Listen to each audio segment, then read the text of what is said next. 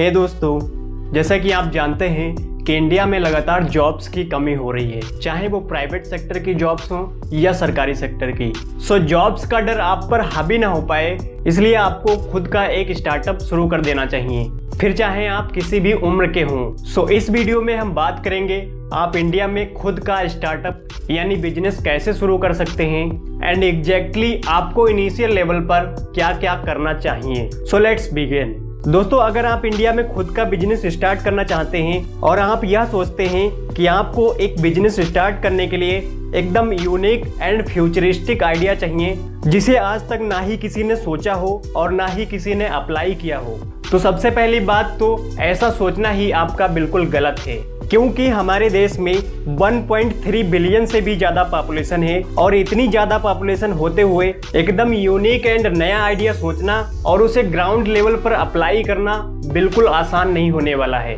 और ना ही उस एकदम नए बिजनेस का पहले से कोई कस्टमर बेस होगा। इसलिए उस एकदम नए बिजनेस का ट्रायल एंड रन आपको ही करना पड़ेगा, जिससे आपको नुकसान भी हो सकता है और लोगों के बीच उस नए आइडिया को लाने में भी आपको काफी ज्यादा टाइम लग सकता है। इसलिए आप किसी एकदम नए और यूनिक आइडिया को सोचने के बजाय पहले केवल 2 बातों के बारे में अच्छे से सोचो। पहला ये कि आपको खुद को क्या पसंद है, यानी आपको किस चीज को करने में ज्यादा मजा आता है, और दूसरा ये कि क्या आप उसे एक बिजनेस में कन्वर्ट करके लोगों को इतनी वैल्यू दे सकते हैं कि लोग आपको पैसे देने के लिए तैयार हो जाएं। अगर हाँ, तो आपको दूसरे किसी आइडिया के बारे में सोचने की जरूरत ही नहीं होगी, क्योंकि अगर आप उस काम को करने को सोच रहे हैं जिससे लोगों को वैल्यू यानी बेनिफिट्स मिलने वाले हैं, तो आपको कस्टमर बेस बनाने की जरूरत ही नहीं पड़ेगी। मीन्स लोगों को वैल्यू मिलेगी, इसलिए आपके पास वो खुद चल के आएंगे। बट कस्टमर्स को आप वैल्यू तभी दे सकते हो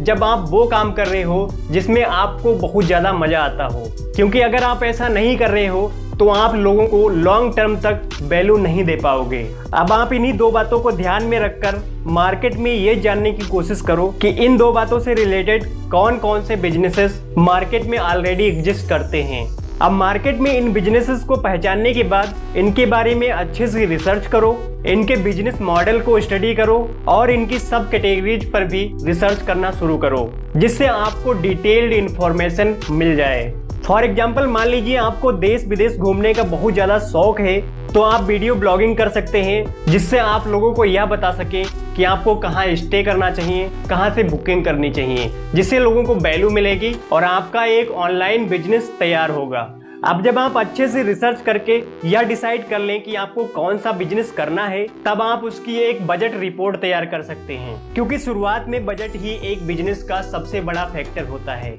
और बजट रिपोर्ट को इस तरह से तैयार करें कि उसमें आपके सभी इन्वेस्टमेंट्स, जिस टाइम पीरियड तक का बजट है उस टाइम पीरियड तक का टोटल खर्चा और उस टाइम पीरियड में कितना प्रॉफिट हो सकता है, यह सब कुछ रिपोर्ट करें। शुरुआत में सबसे इम्पोर्टेंट यह है कि आप बजट उतनी ही कैपिटल का तैयार करें जितना आप खुद या आपकी फैमिली अफोर्ड कर सकती है, यानी आपको ना ही बैंक से लोन लेना पड़े और ना ही किसी थर्ड पार्टी से लोन लेना पड़े। क्योंकि अगर आप शुरुआत में बैंक या किसी थर्ड पार्टी से लोन लेते हैं और मान लीजिए आपका बिजनेस किसी भी कारणवश फेल हो जाता है, तो आपको बहुत ही भारी नुकसान होने वाला है। लेकिन अगर आपका एक बार बिजनेस सेट हो गया और चलने लगा, तो उसके बाद आप ज्यादा इन्वेस्टमेंट करने के लिए बैंक से या किसी थर्ड पार्टी से लोन ले सकते हैं। और लास्ट में मैं इतना कहना चाहूंगा कि अगर आप एक सक्सेसफुल बिजनेस रन करना चाहते हैं, तो हमेशा इस बात को सोचो कि किस तरह से आप सोसाइटी और लोगों को उनकी लाइफ में वैल्यू दे सकते हो। जैसे कि एक होटल का मालिक लोगों को अच्छा खाना देकर